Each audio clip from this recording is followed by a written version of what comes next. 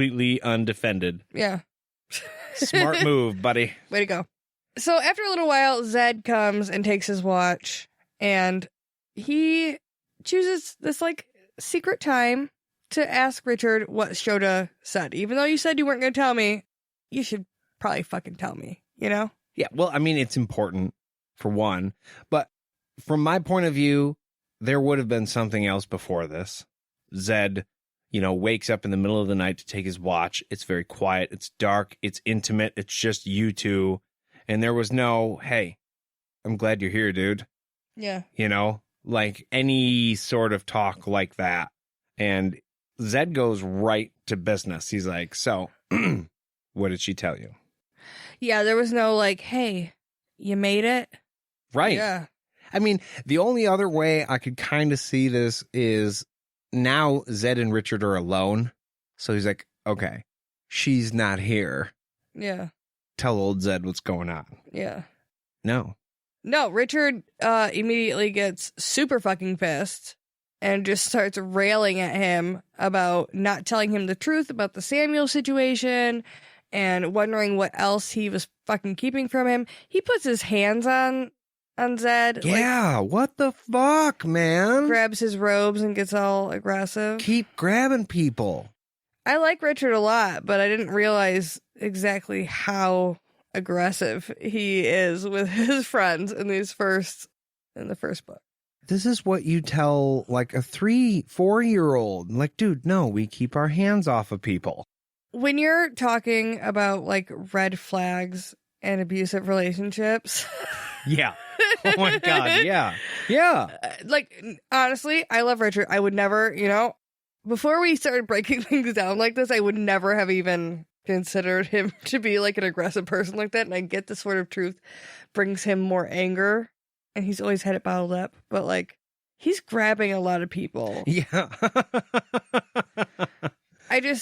I've never grabbed somebody's shirt in the way that he's described. And I mean, I get, he's in a much, these things are like real serious. Pretty fucking like, stressed out. Yeah, I do get that. But like, I don't know. It's a lot. This is an old man that you've known your whole life. Yeah, let's not shake the old guy. Come on. Yeah, calm down. Come on, buddy. So, Zedd's answer to all these actually... Sorry. Zedd's answer to all of these accusations is, I'm sorry she hurt you. Yeah. Jade and I had a good laugh about this earlier because, okay, Richard's doing something he's not supposed to be doing right now by shaking Zedd. And Zedd's apology is not an apology at all. No. He's like, oh, yeah, sorry she fucked you over. Misdirection. Why are you mad at me? And then Richard cries. Yeah, which is, I mean, it's just not the thing. Funny, but it's just... Yeah, and I mean, I guess you could see that this is his familiar friend who's older, like the only father figure he's got now. Yeah. Kind of saying, I mean, I'm sorry that she hurt you. In a very real way, she did. Yeah. And that just pushed Richard right over. He was done at that point. Yeah, he just started crying, and it gets like real quick because Zedd's like, you could kill me. Oh, poor pity me. And then Richard's like, no, I should just kill myself. And he's like, no, we have to stop Rahl, my boy. Yeah. That is not what's happening here, dude. Zedd tells Richard about a prophecy that says one who turns a blade white is protected from the golem disease. So there's this magical ability that Zedd doesn't know how to do. Right. That if Richard figures out how to do, he will be protected from turning into the thing that Sam is. Yeah. But they have to kill Darken Rahl first. And so they are going to deal with Darken Rahl now, and they will deal with figuring out how to turn the blade white later. He didn't tell him because we have the Darken Rahl thing to solve now. And you probably will turn out like Samuel, but I don't think you will. But if you do, you can be my pet. But maybe. It'll be fine. But probably not. I mean, I think your chances are like 50-50. Maybe so possibly 40-60. I'm not going to tell you which way I'm leaning. Well, the only right. It bothered me because he was like, look, my plan was to deal with this without you guys having to do anything. Mm-hmm. So is that Zedd being wise and trying to go the easier route? Or is that just Zedd showing his lack of vote of confidence for Richard? Mm. And if it is a lack of confidence, then how sure is he about turning this blade white? Because that's a pretty big leap of faith. Oh, I don't think he's sure at all. I think he is hoping and planning that they beat Rahl, and then they have like a ton of time to look for the solution because he's like, I have no fucking idea. Right. And he could just unname him. Yeah, but no, he's like, just to make you feel better. I mean, you turn into Smeagol. You can be my best friend. It's yeah. fine. You could be my little creepy companion. I want a book about like that. I want an alternate reality version where we see that version. Like Shaun of the Dead. Yeah. Zedd just keeps Richard in his shed to play video games. Yeah. I love it. Richard apologizes for freaking out earlier and not telling him what Shota says, but like it's kind of a big deal to him. He doesn't want to share that information. And he tells him, you know, there is something in the woods. So, like, don't be creeped out. I don't think it's bad, but like maybe But like, who knows? watch your back. Yeah. Hey, Richard, just be lucky that Kahlan likes you. Because if she didn't like you, she would fucking touch you. That would suck. And Richard's like, you know what? In a way, she already has. And then pan away from a soap opera Who Farted face. That's what I pictured. I mean, it's touching. We know Richard and Kahlan have a thing, and they've been dealing with it. Zedd is new to this whole sexual tension thing going on. Yeah. I mean, maybe not new personally, but like to this development of it between Richard and Kahlan. Yeah, well, Richard just like sobbed his heart out and was like, I love her and she loves me, but we can't be together and I didn't listen to you. Right. I mean, you knew it was coming, but it's still a lot to like, oh my God, I fucking told you. Yeah, yep. It's emotionally draining. But after Richard goes to sleep and Zedd sits by himself for a while, Kahlan wanders out, bringing Zedd some more food to snack on. That's a good woman right there. I like that, Kahlan. See, she has her head about her. She took a nap. She needed some sleep. Right. She rested. She's got some food. It's going to be fine. Well, Kahlan, she kind of takes the same route Zedd does. She brings him the food. They sit down. And like the first thing she wants to know is if there's a way for Zedd to take her power. Yeah. We get double heavy right off the bat. And Zedd goes, yeah, I mean, there's a way. It involves me killing you. You know, I could do that. Is that what you want? Because I don't think it is. Which I feel like maybe just don't even say that, because that's not a way to take someone's power away. Yeah, duh. That's an option. You can kill me. Okay. Obviously, yeah. not asking for that answer.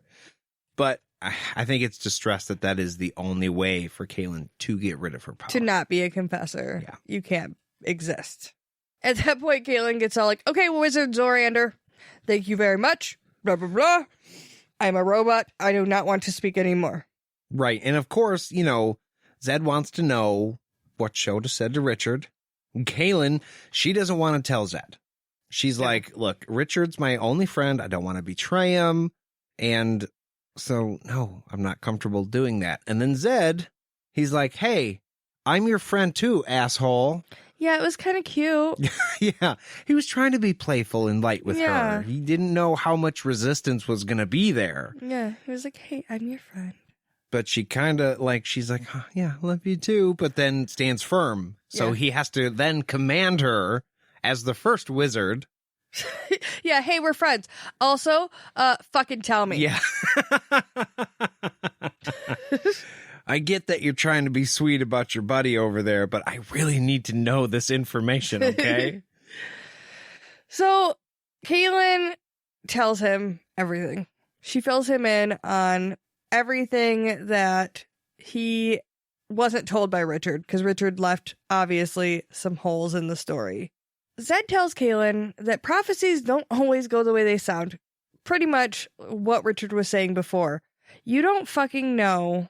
Richard could be the bad guy. You could betray everybody. We have no fucking idea how this is going to play out. Yeah, just because a prophecy sounds bad doesn't necessarily mean that it is bad. Yeah. There are things about the last Mother Confessor and the Seeker that commands the wind against the air of Dahara in the books of prophecy, along with other shit that may or may not pertain to Richard. Right, but he's not going to tell her because it could, like, literally change what they decide to do and fuck everything up. Like, this prophecy could be self-fulfilling. So if he intervenes, he could screw it up. But actually, this specific prophecy is a forked prophecy.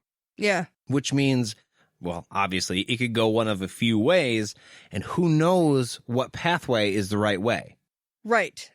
It all just depends on choice. And I feel like we're not going to dive too deep into prophecy tonight on this podcast because that's like such a deep freaking topic. You could really go down a rabbit hole with that. I've read all these books. I don't remember specifically about the thing with the fucking winds. Obviously, we're going to figure it out as we go through here, but I feel like, what? Could it be Temple of the Winds? I feel like maybe that's too far in the future, right?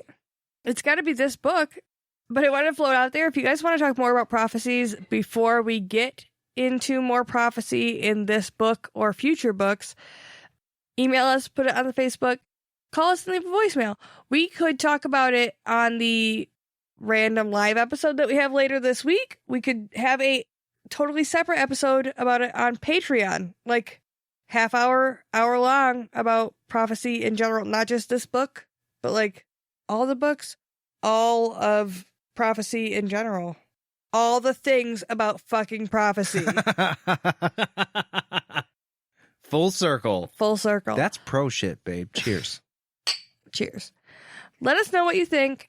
Otherwise, me and Nate will just figure out something to fucking talk about with it. Back to the story. Yeah, so Zedd explains that a forked prophecy is basically a guess, so Richard was right to just ignore it. And if Richard ends up getting too much information, he thinks too much and gets off course. If he doesn't think about it, he can just shoot like an arrow, usually towards the right thing, like with the box. Basically, Richard is like special. He has like feelings. What I thought was really cool is Zedd goes, I'm not sure if he's able to do this or not. I get the feeling he could close his eyes and still hit his target. Yeah, because he can like call an arrow. That's the example he gives. He calls the target to him and he can like just nail the arrows every fucking time. But also, like, in the grand scheme of things, Richard is like the arrow. He can kind of find the right path, even with his eyes closed. Except that they just walked away from the box. Yeah. Oh, he'd find it, he would, except for that one time that he almost literally had it in his hands. Yeah. Things like that happen in Terry's stories. And the first time I read the book, I was in a panic because I'm like, Jade, the bread's there, they're there, Rachel's there, they're going to team up and they're going to fucking save the day and it's going to be great. And then she leaves with the bread and the box and you're like, oh, what the like that was it. It was done. Nope. If only Kahlan wanted to mention Skin and Giller, we might be fine. Right. Didn't have that long hair. I think even with the long hair, they might have been cool as long as Kahlan wasn't like, hey, let me be sadistic and torture my ex-wizard. Yeah, say something horrible in front of a small child. Ugh. Yeah, you know, we didn't even talk about that. That, like, okay, I get it.